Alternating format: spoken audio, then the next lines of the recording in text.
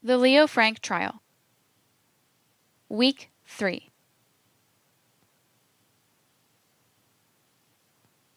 The trial of Leo Frank for the murder of Mary Phagan ended its third week 100 years ago today. Join us as we break through the myths surrounding the case and investigate what really happened. By Bradford L. Huey. As the third week of the trial dawned, the prosecution had just made its case that National Pencil Company Superintendent Leo Max Frank had murdered 13-year-old laborer Mary Phagan. And a powerful case it was. Now it was the defense's turn. And the defense team was a formidable one, the best that money could buy in 1913 Atlanta, led by Reuben Arnold and Luther Rosser. And many would argue that the city's well-known promoter and attorney, Thomas B. Felder, was also secretly working for Frank and his friends, along with the two biggest detective agencies in the United States, the Burns Agency, Sub Rosa, under the direction of Felder, and the Pinkertons, openly cooperating with the police and under the direction of the National Pencil Company. As the defense began its parade of witnesses, few suspected that the defendant himself, Leo Frank, would soon take the stand and make an admission so astonishing that it strained belief. The testimony of Jim Conley for the prosecution was still fresh in every spectator's and juror's mind. Conley, an African-American sweeper for the pencil company, had admitted to helping Leo Frank move the lifeless body of Mary Phagan from the pencil factory's metal room bathroom on the second floor to a spot in the basement just in front of the gaping maw of the furnace, adding that Frank had asked him to come back later and burn the body in return for a promised payment of $200, an appointment that was never kept. He also told a rapt courtroom how he had written the black dialect, quote, death notes, end quote, at Frank's instruction. Conley said that Frank had admitted to striking the girl when she refused his advances and accidentally killing her. Conley evidently missed seeing the marks of strangulation, probably being deceived by a ripped piece of lace underwear that the killer had placed around Mary's neck to conceal the deep lacerations made by the cord. Not only had Conley stood up to one of the most intense cross-examinations imaginable, but before the trial, he had led investigators on an on-location, step-by-step reenactment of his part in the crime that was so detailed and factual that it convinced almost all observers that he was telling the truth. The Atlanta Georgian's James B. Nevin, whose paper was beginning to show sympathy for Frank, nevertheless expressed the popular view when he wrote, quote, "If the story Conley tells is a lie, then it is the most inhumanly devilish, the most cunningly clever, and the most amazingly sustained lie ever told in Georgia." End quote. W. W. Matthews, a motorman for the Georgia Railway and Electric Company, was sworn for the defense and stated that Mary Phagan got off his car at 12:10, meaning that if the motorman's watch and memory were accurate, she must have arrived shortly after Montine Stover, not before her, as other witnesses had testified. W. T. Hollis, a streetcar conductor, was called to confirm Matthews' timing. Here is their testimony. Quote, W. W. Matthews, sworn for the defendant. I work for the Georgia Railway and Electric Company as a motorman. On the 26th day of April, I was running on English Avenue. Mary Phagan got on my car at Lindsay Street at 11:50. Our route was from Bellwood to English Avenue, down English Avenue to Kennedy, down Kennedy to Gray, Gray to Jones Avenue to Marietta, Marietta to Broad, and out Broad Street. From Lindsay Street to Broad Street is about 1.5 miles or 2 miles. We make frequent stops. We were scheduled to arrive at Marietta and Broad at 12:07 We were on schedule. We stayed on time all day. Our car turned up Broad Street. Mary Phagan got off at Hunter and Broad. It takes generally from 2.5 to 3 minutes to go from Broad and Marietta to Broad and Hunter. That is a very congested street, and you must go slow. I was relieved at Broad and Marietta by another motorman, but sat down in the same car 1 seat behind Mary Phagan. Another little girl was sitting in the seat with her. We got to Broad and Hunter about 12:10. Mary and the other little girl both got off and walked to the sidewalk, and they wheeled like they were going to turn around on Hunter Street, both of them together. The pencil factory is about 1.5 blocks from where they got off at Hunter and Broad. Nobody got on with Mary at Lindsay Street. There wasn't any little boy with her. The first time I noticed the little girl sitting with Mary was when we left Broad and Marietta Streets, and I went back into the car and saw this little girl sitting with her. I know the little Epps boy. I have seen him riding on my car. He did not get on the car with her at Lindsay Street. I saw Mary's body at the undertaker's. It was the same girl that got on my car. Cross-examination. I did not tell one of the detectives that we might have been running 3 or 4 minutes ahead of schedule that day. I remember that Mary did not get off the car at Broad and Marietta because there was a streetcar conductor sitting behind me, an ex-conductor, and he had a badge on his coat, and I looked at it, and it had a little girl's picture, and I reached over to where Mary was and said, "Little girl, here is your picture." And she said, "No, it is not." I don't know who the other little girl was, sitting with her. The other little girl was dressed something like Mary. I didn't pay much attention to their dresses, but they looked sort of alike. Mary's dress wasn't black. It was light-colored. I know Epps since this case came up. I could identify him. I never paid much attention to her hat.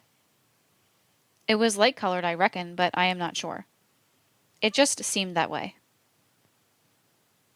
Redirect examination. I identified Mary's body Sunday afternoon after the murder at the undertaker's. There was no doubt about her being the same girl. I knew her well by sight. She rode on my car lots. Recross examination. I can't tell you whether that is the hat or not she wore. End quote. Quote, W.T. Hollis, sworn for the defendant. I am a streetcar conductor. On the 26th of April, I was on the English Avenue line. We ran on schedule that day. Mary Phagan got on at Lindsay Street at about 11:50. She is the same girl I identified at the undertaker's. She had been on my car frequently, and I knew her well. No one else got on with her at Lindsay Street. Epps did not get on with her. I took up her fare on English Avenue, several blocks from where she got on. And no one was sitting with her then. I do not recollect Epps getting on the car at all that morning. Don't know whether anybody else afterwards sat with Mary or not.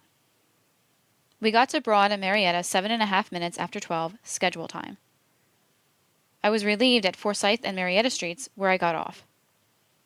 Mary was still in the car when I got off. It takes 2.5 minutes to run from Broad and Marietta to Broad and Hunter.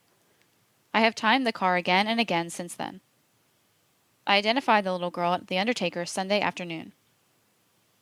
Didn't notice the color of her clothes. Cross-examination. Mary rode with us 2 or 3 times a week. So did Epps. I don't know where he got off or where he got on. We are not supposed to come in ahead of time. We never come in 2 or 3 minutes ahead of time. We are a little late sometimes. I never noticed anybody sitting with Mary. She was sitting by herself when I got her fare. There wasn't but 2 or 3 passengers on the car, and I know there wasn't anybody sitting with her. If Epps was on the car, I don't recollect it. I don't recall the name of any other passengers except Mary Phagan. As to what attracted my attention to Mary getting on the front end of the car, as a general rule, when she would catch our car, Mr. Matthews would say to her, "You are late today." And sometimes she would come in and remark that she was mad. That she was late today, and when she came that morning, Mr. Matthews said to her, "Are you mad today?" And she said, "Yes, I am late." and sort of laughed and came on in the car and sat down. She usually caught our car when she came in the morning, the one due in town at 7:07. I didn't know Mary's name, I just recognized Mary's face as the little girl who traveled with us. Redirect examination. I heard of the murder the next day. Newspaper reporters asked us to go down and identify the girl. There was no doubt about her being the little girl who was on our car. Oliver Street is the next street to Lindsay. I did not see Epps get on at Oliver Street. It is against the rule of the company to get to the city ahead of time. Recross examination. It is not against the rules to get in behind time. Sometimes we might get there a few minutes ahead of time, but hardly ever. We always look at our watches at the main destination, just at Broad and Marietta. We are supposed to do that. End quote. But, and this issue dogs both sides of this case, how accurate were watches and clocks in 1913? Even in 2013, my quartz watch is sometimes off by a few minutes, especially when the battery is over a year old and my remaining spring-wound watch is, to put it charitably, just approximate, even when freshly wound. And if Mary really didn't get off the car until 12:10, why didn't Montine Stover meet her then? And a later arriving Mary Phagan still doesn't explain Leo Frank's empty office while the factory clock ticked off every second from 12:05 to 12:10 in Montine Stover's presence. Herbert G. Schiff, the factory's assistant superintendent directly under Leo Frank, then testified, stating that he'd never seen women brought to the office as the prosecution had alleged, nor had he seen Conley, quote, watching, end quote, for Frank.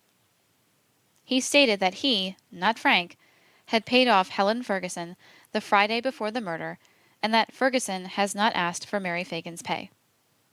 He also went into excruciating detail, thousands of words worth, about how the books were kept at the factory, with the unstated implication being that Frank would have simply been too busy calculating sums and making entries to have entertained young ladies, or killed them. This, quote, too busy, end quote, line of reasoning would be returned to again and again by the defense, and would form the larger part of Leo Frank's own statement in his own defense. It was reinforced by the next witness, public accountant Joel Hunter, and yet another accountant, C.E. Pollard. Hattie Hall, the plant stenographer, confirmed that she had worked with Frank until about noon, and had punched out at 12:02, seeing no one come in as she went out. Interestingly, Hall said of the important financial sheet that supposedly took up so much time every Saturday that, quote, I didn't see Mr. Frank working on any of these books that day, that I was in the outer office and he was in the inner office. There wasn't any such looking sheet as the financial on his desk. When I was in there, he was at work on a pile of letters and things like that. End quote. Emma Clark Freeman and Corinthia Hall then testified that they had come briefly to the factory at 11:45, contradicting Jim Conley's testimony that they had arrived at 12:45 when he had gone into Leo Frank's wardrobe to hide from them while they talked to Frank.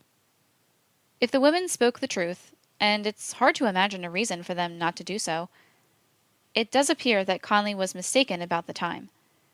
But why would he deliberately lie about it? The timing of their visit isn't crucial in any way. Even its complete absence would just have given Frank and Conley a few more minutes to move Mary Phagan's body and write the death notes. But it is interesting that, according to Conley's testimony, Frank obviously didn't want to be seen with Conley that day, which is odd and suspicious in itself. What's wrong with being seen talking with the factory sweeper?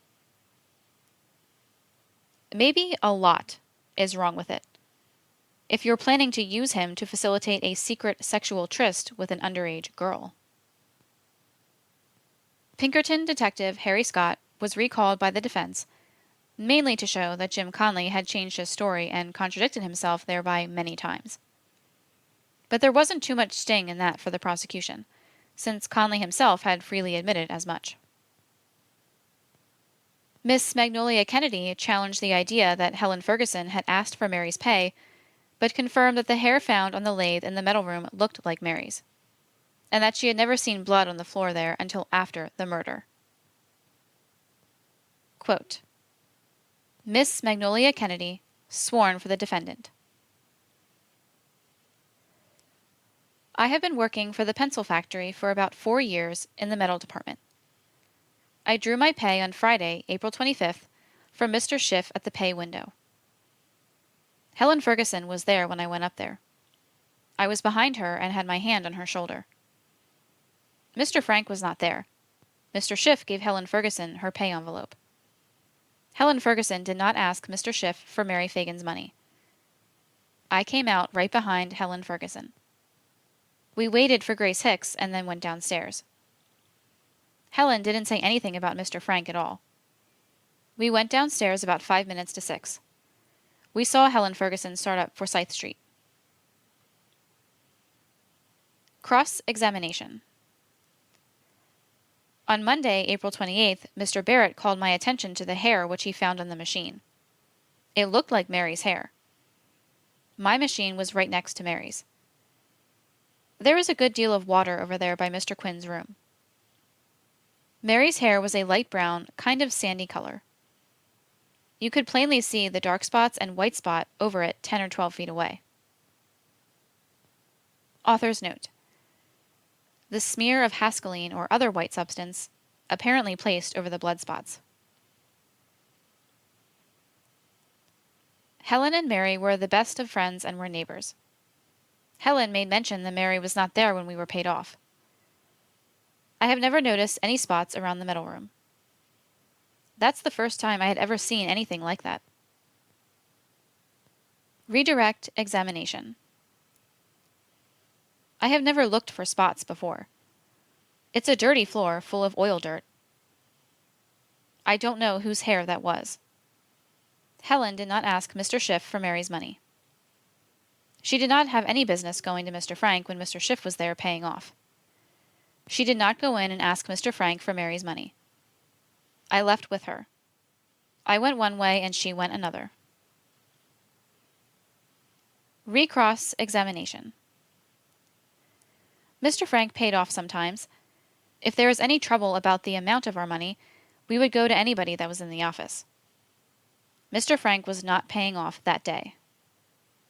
End quote.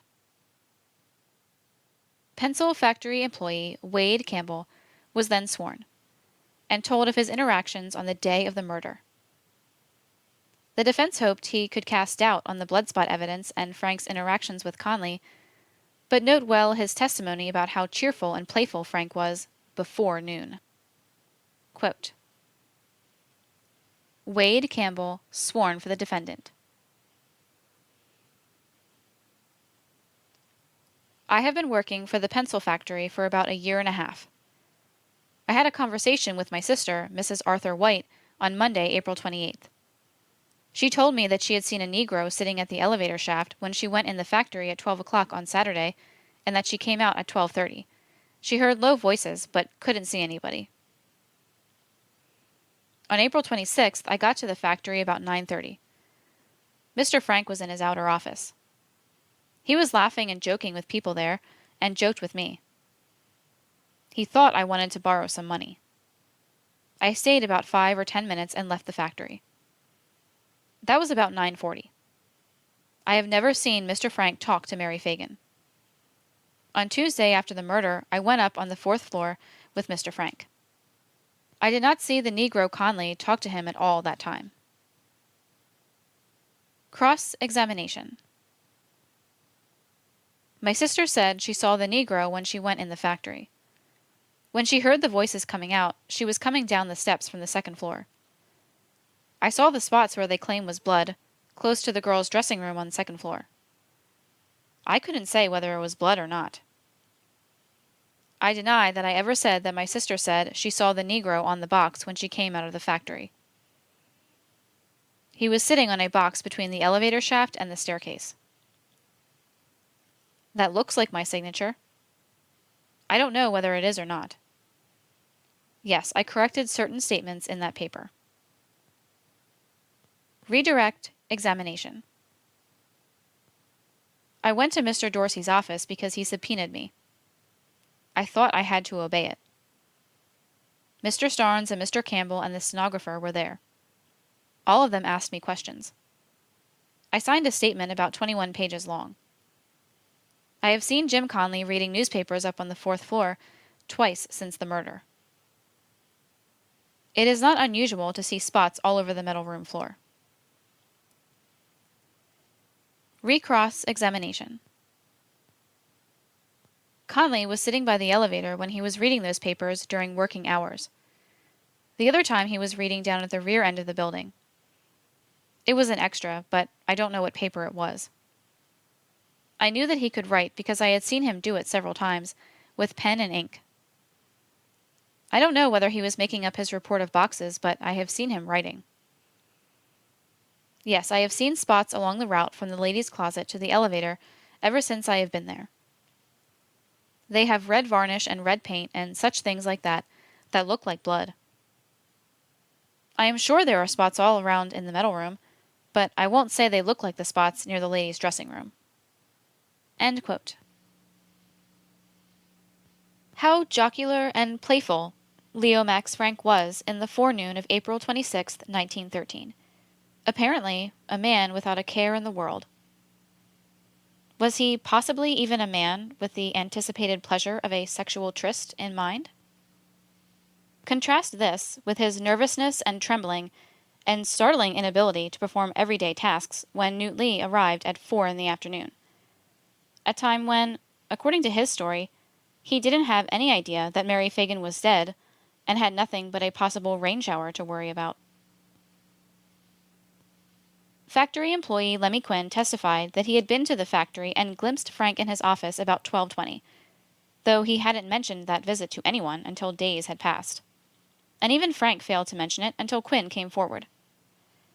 Quinn admitted that he had told Frank he, quote, didn't want to be brought into it, end quote, but that he would mention the visit, quote, if it would help, end quote. He also confirmed the time of Miss Hall's and Mrs. Freeman's visit to the factory, but only indirectly, saying that he saw them in a nearby eatery, the Busy Bee, at around 12:30. He also claimed that, quote, we have blood spots quite frequently, end quote, in the metal room. Harry Denham, who was working on the 4th floor of the pencil factory the day of the killing, said that he saw Leo Frank around 3, and he did not appear especially anxious or nervous. If Jim Conley's account is accurate, this would have been a time when Frank still might have been expecting Conley to return to, quote, finish the job, end quote. That is, burn the body. An hour later, when Newt Lee arrived, Frank would probably have realized that Conley had skipped out.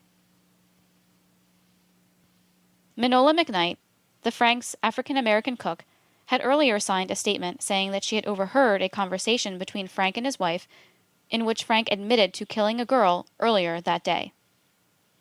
Her statement was brought to the attention of the police by her husband. But she later denied her former statement, said her husband was lying, and that she had only signed the statement, even though her lawyer was present, because of a fear of jail and the detective's, quote, third degree, end quote, methods. Amid allegations that Mrs. Frank had suddenly started to give her money, both she and her husband stuck to their respective stories. If Minola McKnight was telling the truth the second time around and not the first, the Atlanta police were engaged in the crudest kind of abuse and subornation of perjury. Here is her testimony. The reader may assign whatever credibility he thinks it deserves. Quote, Minola McKnight, colored, sworn for the defendant. I work for Mrs. Selig. I cook for her. Mr. and Mrs. Frank live with Mr. and Mrs. Selig. His wife is Mrs. Selig's daughter. I cooked breakfast for the family on April 26th. Mr. Frank finished breakfast a little after 7 o'clock. Mr. Frank came to dinner about 20 minutes after 1 that day. That was not the dinner hour, but Mrs. Frank and Mrs. Selig were going off on the 2 o'clock car. They were already eating when Mr. Frank came in. My husband, Albert McKnight, wasn't in the kitchen that day between 1 and 2 o'clock at all. Standing in the kitchen door, you cannot see the mirror in the dining room. If you move up to the north end of the kitchen where you can see the mirror, you can't see the dining room table. My husband wasn't there all that day. Mr. Frank left that day sometime after 2 o'clock. I next saw him at 6:30 at supper. I left about 8 o'clock. Mr. Frank was still at home when I left. He took supper with the rest of the family. After this happened, the detectives came out and arrested me and took me to Mr. Dorsey's office, where Mr. Dorsey, my husband, and another man were there. I was working at the Seligs when they come and got me. They tried to get me to say that Mr. Frank would not allow his wife to sleep that night, and that he told her to get up and get his gun and let him kill himself, and that he made her get out of bed. They had my husband there to bulldoze me, claiming that I had told him that. I had never told him anything of the kind. I told them right there in Mr. Dorsey's office that it was a lie. Then they carried me down to the station house in the patrol wagon. They came to me for another statement about 11:30 or 12 o'clock that night, and made me sign something before they turned me loose, but it wasn't true. I signed it to get out of jail because they said they would not let me out. It was all written out for me before they made me sign it. Cross-examination. I signed that statement, State's Exhibit J, but I didn't tell you some of the things you got in there. I didn't say he left home about 3 o'clock. I said somewhere about 2. I did not say he was not there at 1 o'clock. Mr. Graves and Mr. Pickett, of Beck and Gregg Hardware Company, came down to see me. A detective took me to your office, Mr. Dorsey's. My husband was there and told me that I had told him certain things. Yes, I denied it. Yes, I wept and cried and stuck to it. When they first brought me out of jail, they said they did not want anything else but the truth. Then they said I had to tell a lot of lies, and I told them I would not do it. That man sitting right there, pointing to Mr. Campbell, and a whole lot of men wanted me to tell lies. They wanted me to witness to what my husband was saying. My husband tried to get me to tell lies. They made me sign that statement, but it was a lie. If Mr. Frank didn't eat any dinner that day, I ain't sitting in this chair. Mrs. Selig never gave me no money. The statement that I signed is not the truth. They told me if I didn't sign it, they were going to keep me locked up. That man there, indicating, and that man made me sign it. Mr. Graves and Mr. Pickett made me sign it. They did not give me any more money after this thing happened. 1 week I was paid 2 weeks' wages. Redirect examination. None of the things in that statement is true. It's all a lie. My wages have never been raised since this thing happened. They did not tell me to keep quiet. They always told me to tell the truth and it couldn't hurt. End quote. Mr. and Mrs. Selig, Frank's in-laws, testified that Frank had acted normally on the day of the murder and the next day. A number of other witnesses, many of them Jewish, testified that they had seen Frank going to or coming back from lunch on April 26th, a few adding that they saw no signs of nervousness as he made his way via the streetcar system. Several workers at the factory, testifying for the defense, said they'd never seen Leo Frank talking to Mary Phagan, that they'd never seen him with women in his office after hours, and that Conley's reputation for veracity was bad. One of them, Iora Small, went further, volunteering for the benefit of the all-white jury that, quote, "I don't know of any nigger on earth that I would believe on oath." End quote. Miss Small, on cross-examination, stated that she and several of her co-workers had seen blood spots in the metal room the following Monday, near where the samples had been chipped up. Quote, 2 or 3 spots, some the size of a nickel and some the size of a quarter. End quote. Several of Frank's friends and family members said they dined or talked with Leo Frank the afternoon and evening the day after the murder, and that Frank hadn't displayed any unusual nervousness then.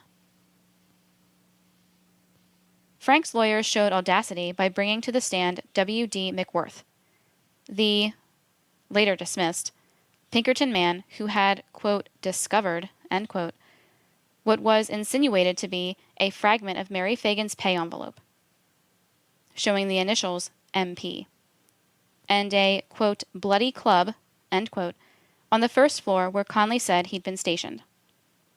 The only hitch in this tale was that these finds were made almost 3 weeks after police and other Pinkerton agents had made a thorough search of the entire building. The defense then brought numerous physicians to the stand who cast doubt on the time element of the case by claiming that Dr. Henry F. Harris's autopsy analysis of the contents of Mary Phagan's stomach was flawed, since it was difficult to gauge the degree of digestion of cabbage. Harris had said that Mary Phagan had met her death around 12:05, about the same time Mary Phagan had come to collect her pay from Leo Frank, and that Montine Stover had found Leo Frank's office on the same floor as the metal room, utterly empty. But the jurors knew there was more than just cabbage in Mary Phagan's last meal, and there was no trace of a living Mary anywhere in any witness's testimony after her visit with Frank. A number of friends and acquaintances of Frank were brought in to testify to Frank's general good character. Many consider this to be a tactical error on the defense's part, since it opened the door for the prosecution to address Frank's character, and several prosecution witnesses testified that Frank had made inappropriate sexual advances to girls and young women, an opportunity the prosecution would not otherwise have had. And the defense also chose not to cross-examine any of the young women who so testified, leaving an impression with the jurors that they dared not do so. One of the character witnesses for the defense had a surprise in store.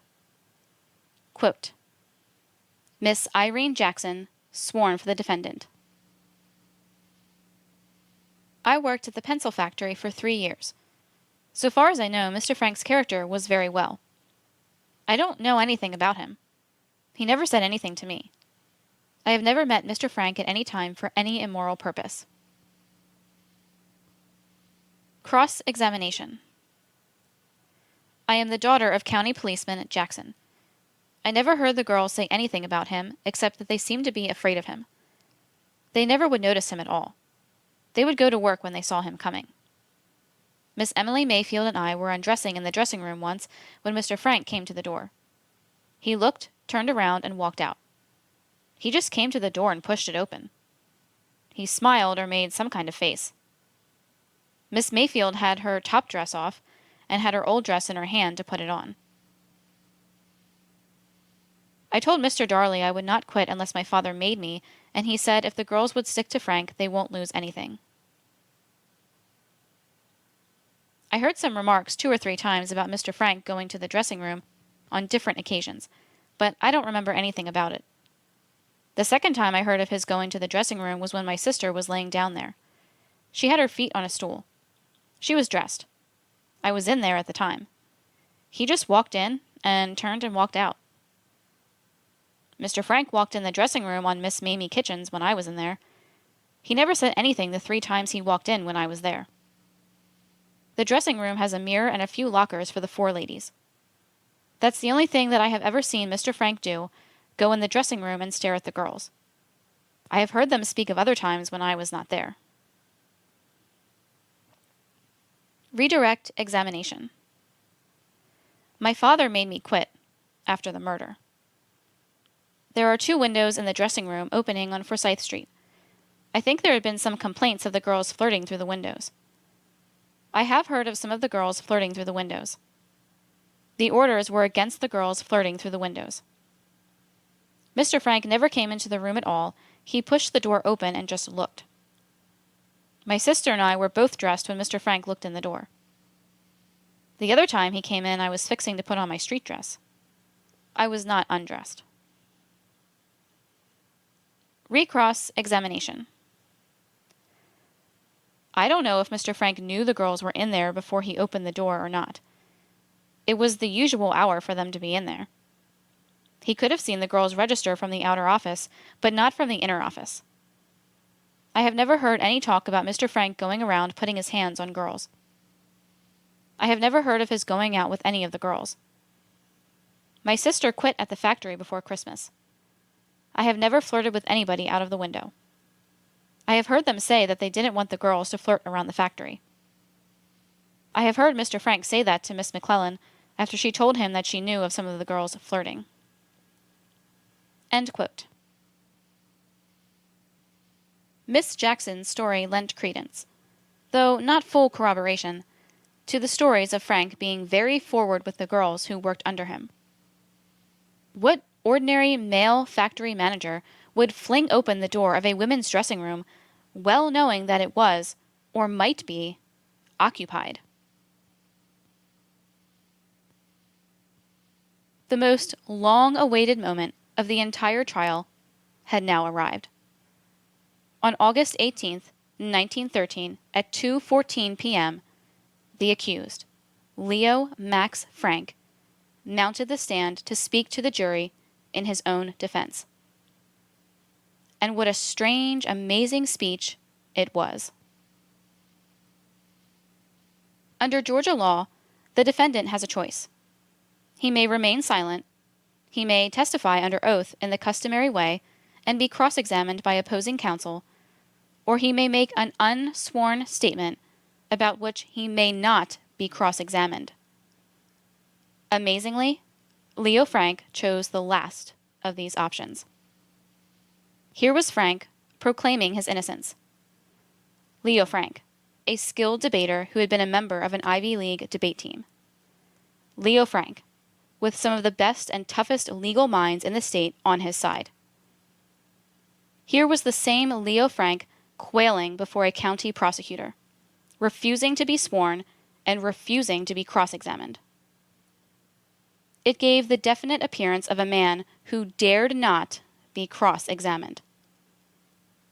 Despite the near certainty that such a choice would be a black mark in the eyes of the jury, Frank made that choice, and his platinum-plated legal team either agreed or acquiesced in his decision. Weeks in preparation, Leo Frank's unsworn speech was a mind-numbing nearly 4 hours long. And an astounding 3 of those 4 hours were devoted to recounting the minutiae of his office work on the day of the murder, mainly his financial entries and accounting book calculations, in excruciating detail. Frank even presented the original pages of the accounting book to the jury. All this was Frank's way of telling the jury that he simply hadn't any time to spare that Saturday to ravish any 13-year-olds, or kill them, or cover up the crime. But how credible is that? At a little after noon, when Leo Frank was the last known person to have seen Mary Phagan alive, he had had 3.5 hours to do his office work. Both defense and prosecution agree that, guilty or innocent, whatever he may have done between noon and 1 p.m., he came back after lunch that day and had another 3 hours, from roughly 3 p.m. to 6 p.m., to do whatever work needed to be done. Was his prolonged monologue supposed to convince his listeners that 6.5 hours would not suffice for his calculations, and that he definitely needed the noon hour too? If that were true, why had he originally planned to leave 2 entire hours early at 4 p.m. to see a holiday baseball game with his brother-in-law? Wouldn't that have made his accounting work impossible, too?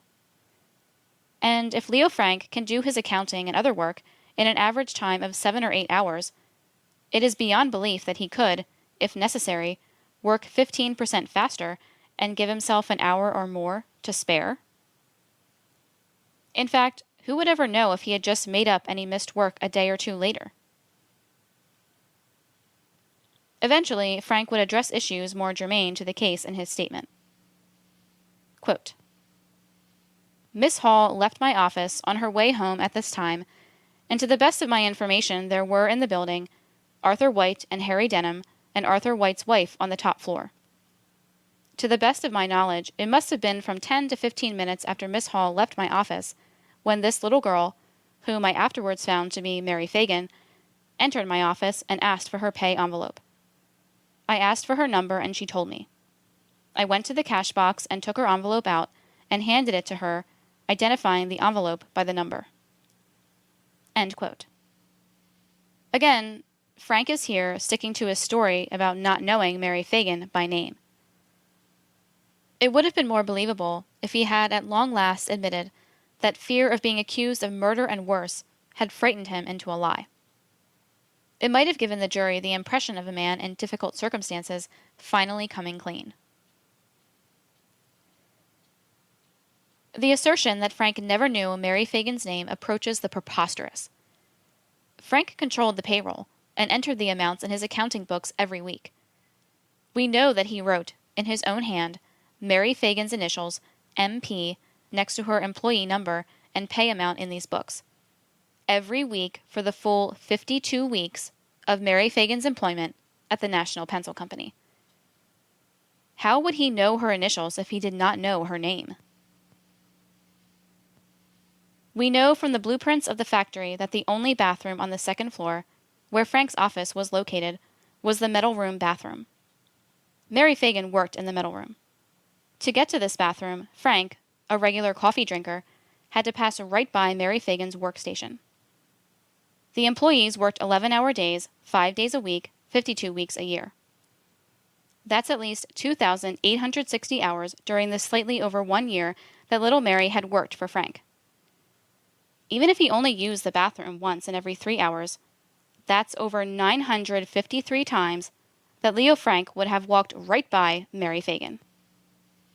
And considering the testimony of other girls and young women who worked there that he did speak to them on occasion, it seems wildly unlikely that he would know none of them by name.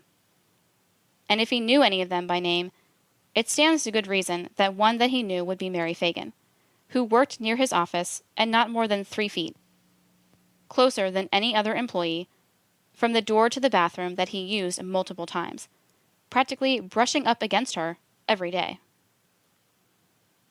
One wishes that Prosecutor Dorsey had asked every second-floor employee if Leo M. Frank knew him or her by name.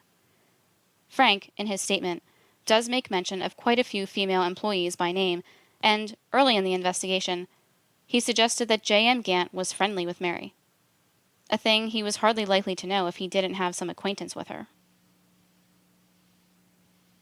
Frank continued his unsworn statement. Quote, she, author's note, Mary Phagan, left my office and apparently had gotten as far as the door from my office leading to the outer office when she evidently stopped and asked me if the metal had arrived, and I told her no. She continued on her way out, and I heard the sound of her footsteps as she went away. It was a few moments after she asked me this question that I had an impression of a female voice saying something. I don't know which way it came from. Just passed away and I had that impression. End quote. This was different from what Frank had said shortly after the murder story broke. Then he had said that he heard Mary talking to another girl. A girl who has never turned up, probably because she didn't exist. Frank had said, quote, she went out through the outer office and I heard her talking with another girl. End quote. Every person known to be in the vicinity was extensively investigated and interviewed, and no girl was discovered who spoke to Mary Phagan or met her at that time. Montine Stover, who thought highly of Frank and had no reason to hurt him, was the only other girl there, and she testified that she saw only an empty office. No Mary Phagan, no Leo Frank. Frank's unsworn statement continues. Quote, this little girl had evidently worked in the metal department by her question and had been laid off owing to the fact that some metal that had been ordered had not arrived at the factory. Hence her question. I only recognized this little girl from having seen her around the plant and did not know her name, simply identifying her envelope from her having called her number to me.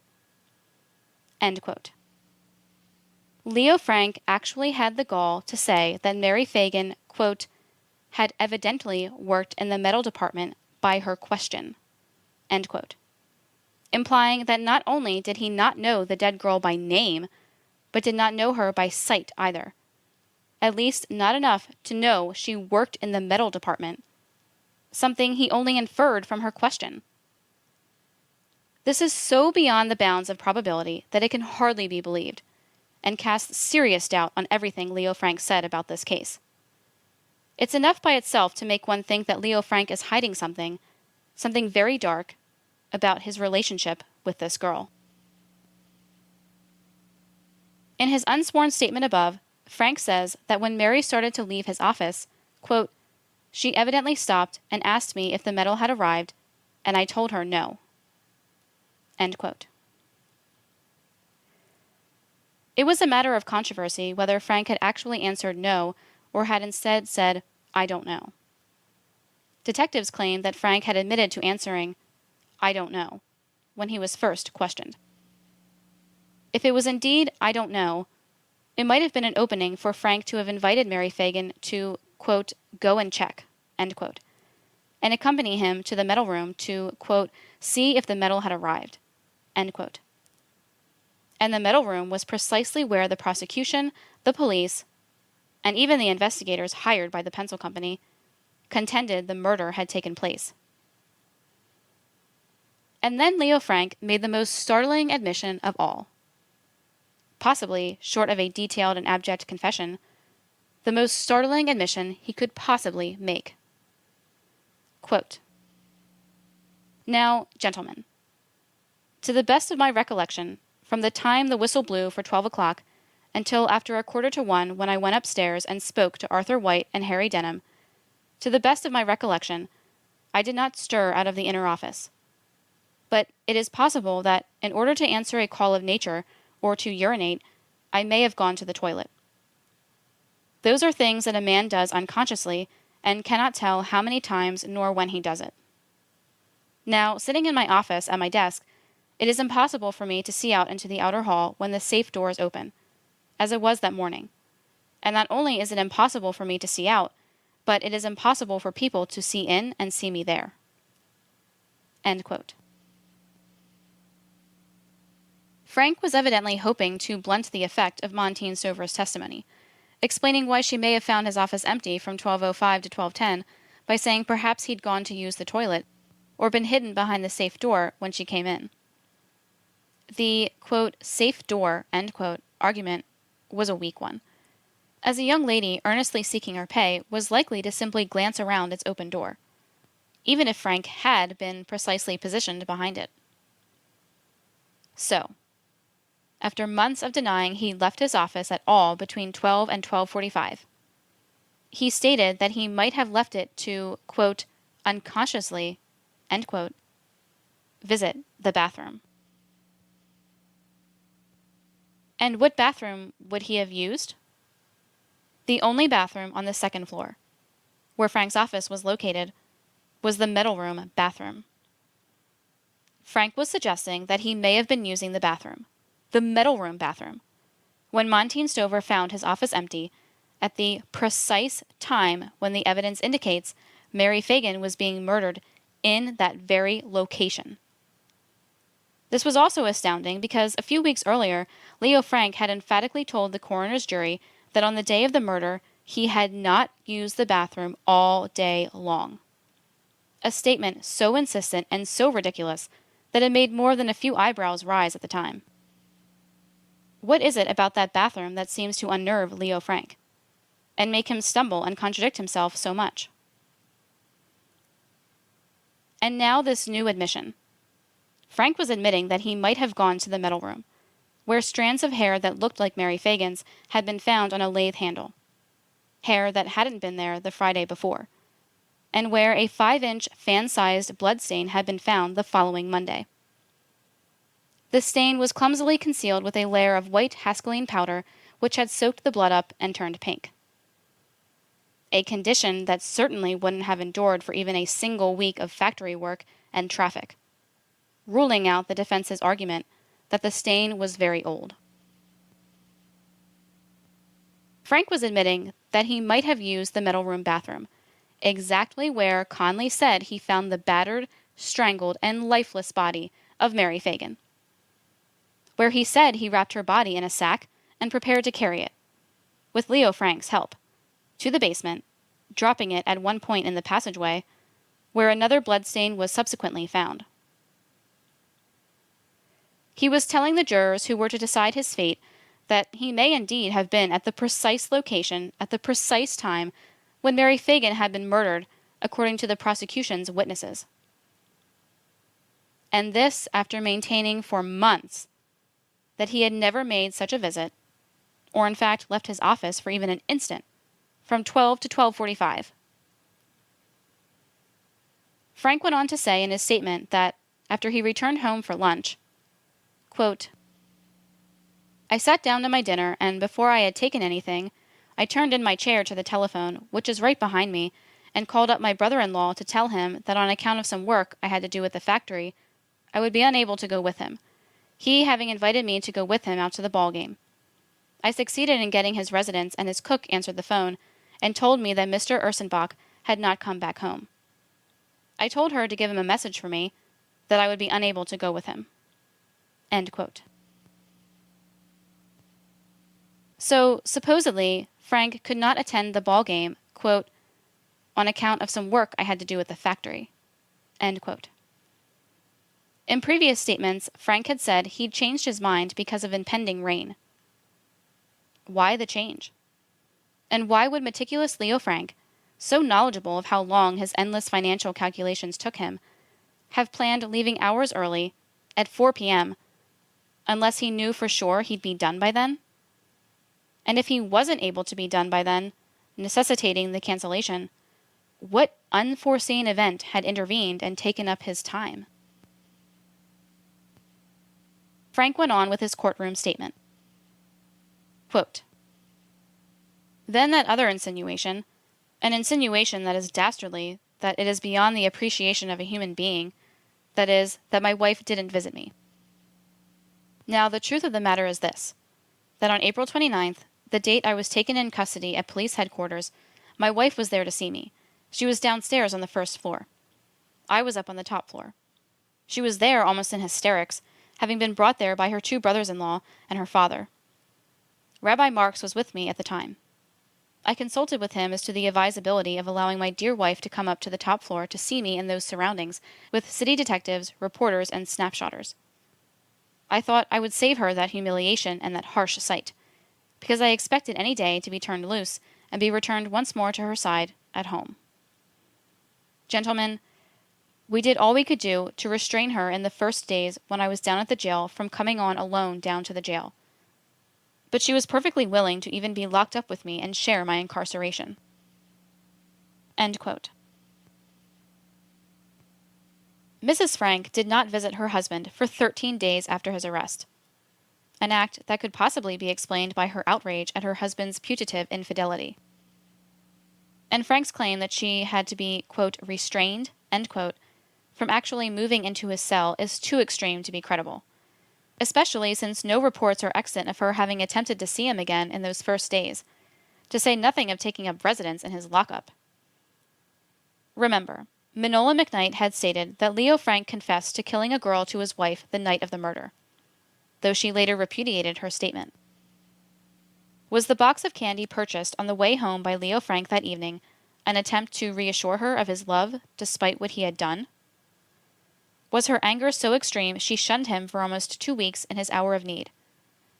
Or did she really have to be forced to stay away just to, quote, "save her that humiliation," end quote, of seeing him with detectives, reporters, and photographers?